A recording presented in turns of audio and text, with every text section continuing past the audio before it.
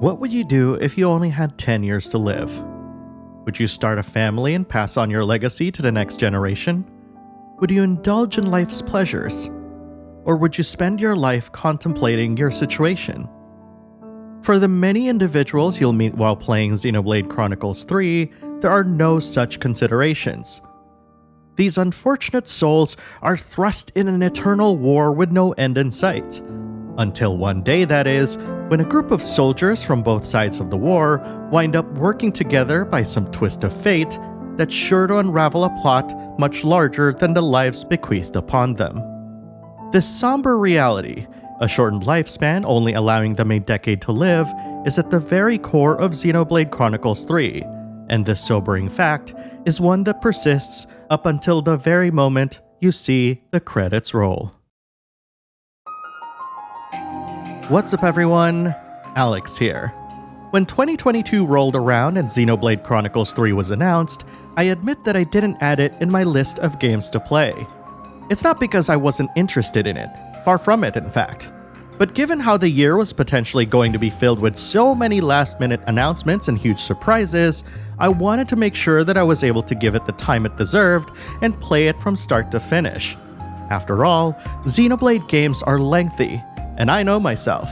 I've always fallen for the series' vast environments, wanting to uncover every landmass because of how gorgeous and enticing everything looked to me.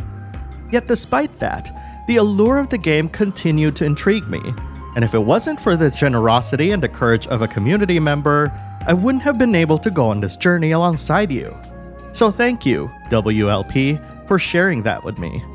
And so, 190 hours later, and with so many things that still need to be done beyond finishing the game, I thought it was time to share my experience with this release. That said, I went into this game with one question in mind. Will Xenoblade Chronicles 3 forge a new path for the series to move forward? That question might seem vague, so allow me to expand upon this. This might ruffle some feathers, but bear with me for a moment. I'll start by saying that Xenoblade Chronicles 2 had a bunch of issues that prevented me from enjoying the game thoroughly. Whether it's because of its gacha or its wild tonal shifts, these and many more are well chronicled in many videos and articles from others, so I'm not gonna go over them. This, of course, was followed up by the incredible Torna expansion, which managed to address many of these.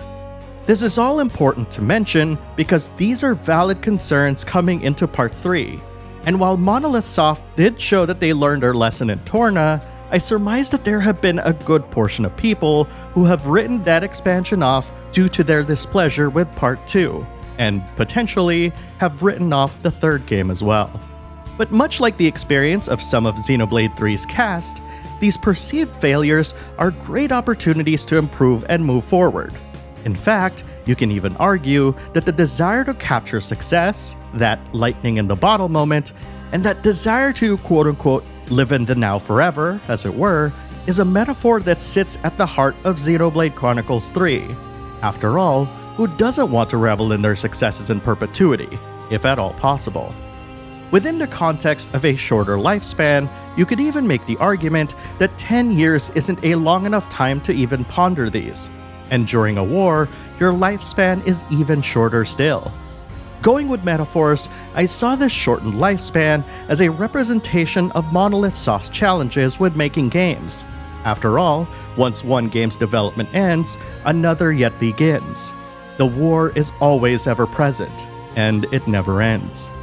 These thought exercises didn't come from nowhere though, and they certainly related to the game very much for me. Every time I'd trudge off towards a new objective or even stare out on top of a hill, I marveled at the amount of work it must have taken for Monolith Soft to craft this incredibly huge world. Its massive environments are the largest ever in the series' history, and with that comes huge amounts of man-hours to create these assets and populate it with flora and fauna.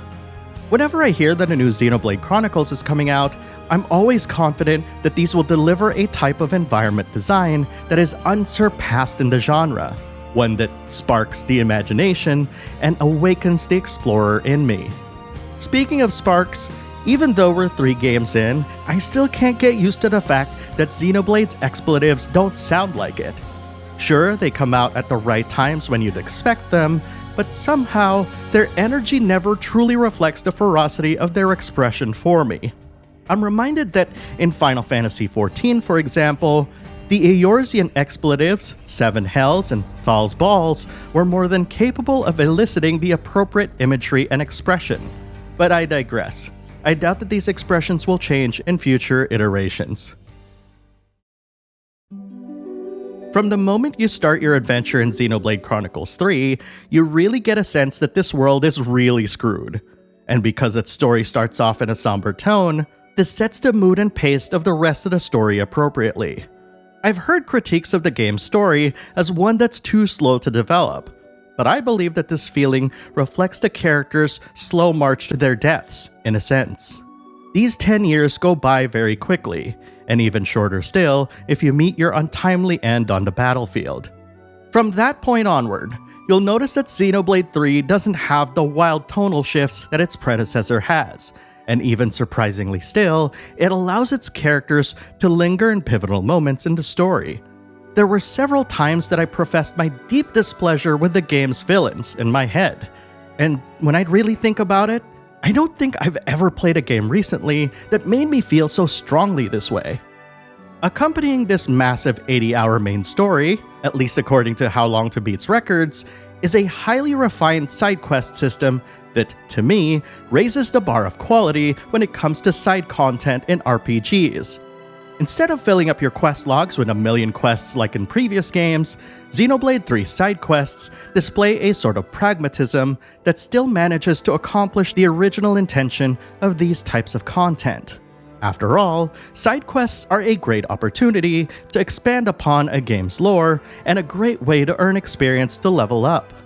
Xenoblade 3 slots side quests into 3 categories: Hero Quests, which unlocks new classes to play or expands its rank cap; Standard Quests, which adds flavor and lore to a location and its inhabitants; and Collectopedia, which is a set of fetch quests that you can turn in from anywhere in the world. Xenoblade 3's side quest design represents more than just its categorization. It also represents the amount of work done from a developer standpoint, which is then reflected onto the player, allowing us to manage our expectations as to what each type of quest delivers. Hero quests, for example, have the most work put into it, complete with an abundance of voice acting that also introduces you to a bunch of new and interesting characters. By contrast, the Collectopedia quests are displayed as a list, each with their own material requirements and a very short description of what this does for each character and what rewards you can expect. The game even has a notification system telling you that you've fulfilled at least one Collectopedia task.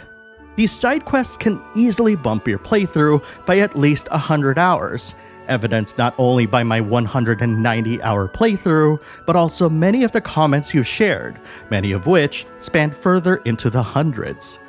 It's beautiful that Xenoblade 3 can deliver such a wild variety of experiences for so many people. While many of these quests can be found by accepting them from NPCs with icons on their heads, a large portion of quests can also be found by overhearing NPC conversations while you're out and about. By discussing these overheard topics at various rest spots, you'll either unlock new quests or gain experience. These discussion moments replace the heart-to-hearts that were prevalent in previous games, and I found this to be quite welcome, especially given how it allows more opportunities to show the team working together. On a side note, I want to point out that you'll gather Xenoblade 3's main cast within a few hours of the main story. I apologize if this is a spoiler for some, but I wanted to bring this up because this stands in stark contrast to many other RPGs out there, including previous Xenoblade games, that trickle a new character whenever you reach a new destination or advance the story. By allowing its main cast to be available so early on, you're able to see every character's growth in an equal fashion as you advance through the main story. No one is left behind, and there won't ever be moments where a crucial party member is introduced too late in the story and not given enough time to develop. That said, the main story itself does a fantastic job of developing the characters, and because it's so integrated into the goings-on in the story, it ensures that we bear witness to any changes of heart or revelations that happen. This is, of course, not to diss other RPGs that gamify character development, but there's something to be said about incorporating these into the main story that helps sell the idea that you're going on a journey with these individuals, and not just going from one main objective to another. It's in this sense that the removal of the heart-to-hearts in Xenoblade 3 was a really good move overall, creating a change in storytelling dynamics that benefits the narrative greatly. And because you get your main cast early on, you won't have to worry too much about them being behind when it comes to Xenoblade 3's class system, which is my favorite implementation of this system to date. Whenever you meet a new hero and finish their associated quest, you'll unlock a brand new class that will be inherited by a member of your party.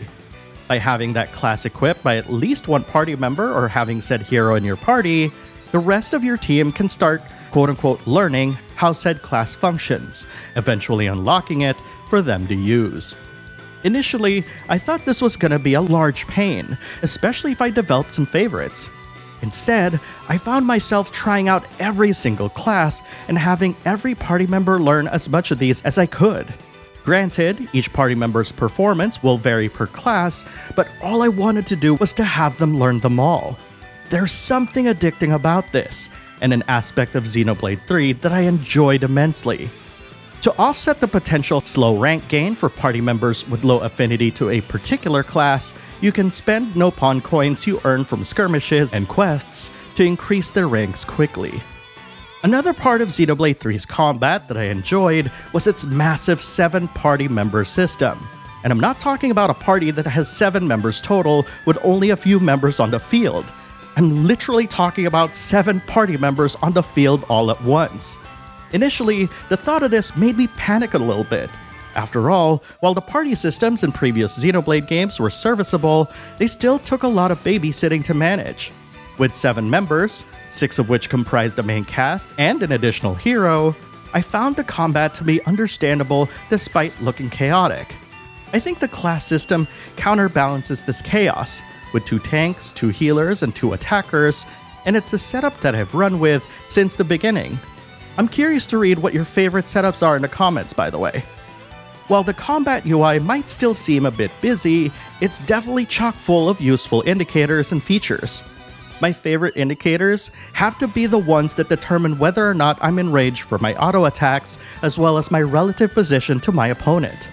Plenty of the game's attacks have additional bonuses that are granted by hitting enemies from a specific location, and with how chaotic combat can be, it's so nice to just be able to look at that spot on the screen and see where my opponent is facing. It's helped me more than you know. I also love that the chain attack system has been refined in Xenoblade 3. All you need to do now is to build your tactical points past 100, with increments of 50 improving the efficacy of said attack. I see the chain attack system as a way to insert some turn-based elements in an otherwise aggressively busy combat system, providing a moment of respite in between bouts of hacking and slashing. What's also impressive is that despite its high party member count, Xenoblade 3 is able to display a huge number of enemies on screen, giving you an overwhelming sensation whenever this happens. It's in this sense that Xenoblade 3 is now able to deliver a more massive scale in its battles, creating even larger spectacles that rival its more massive environments. This desire to deliver excess is what used to define the Xenoblade series for me, but this only pertained to its environments. But now, I'm just really happy that its combat encounters reflects this excess as well. While I won't go into the various battle and progression systems in more detail, as they are too numerous and interconnecting to cover in just one video, I do want to add that Xenoblade 3's tutorials are now really well done. I have no doubt that Monolith Soft noticed that a large portion of players of their previous game took to YouTube to find better tutorials explaining how their functions worked. And of course, seeing this reception, I'm just thankful that the developers put in the amount of care and detail into each and every tutorial.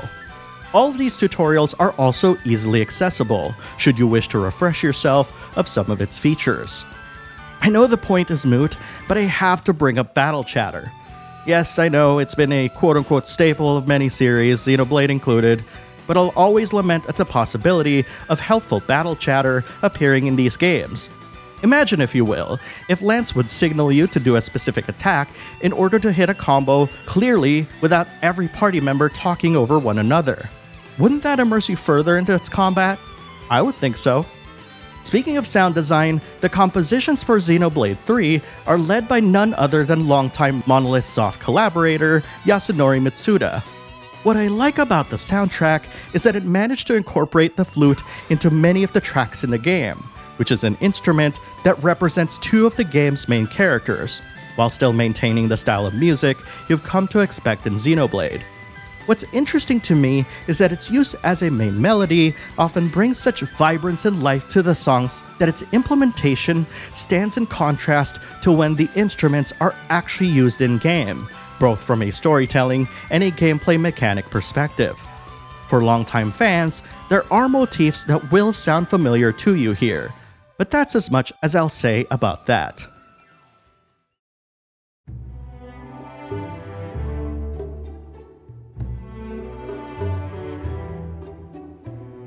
If you told me that Nintendo would be releasing 3 of the year's best Japanese RPGs, I would have said you were crazy. And yet, out of all those games, Xenoblade Chronicles 3 has the makings of RPG of the Year. I struggle to think of another game releasing after it that could topple it from its high spot. Xenoblade Chronicles 3 proved to not only Monolith Soft, but also to us fans of the genre, that its team can learn from their mistakes and not only move past them, but also learn and implement features that, in many ways, raise the standard of quality that we've come to expect from the series in years to come. It's the only game this year that's made me shed my reluctance in playing something so massive, and certainly one that made me feel things from games that I haven't felt in a long while. And to think that we only knew of its existence for 6 months leading up to its launch as well. If it's not apparent yet from my many praises, Xenoblade Chronicles 3 is a must-play and a must-have RPG of 2022. And if you haven't played it yet, live in the now and experience one of the best Japanese RPGs in recent memory.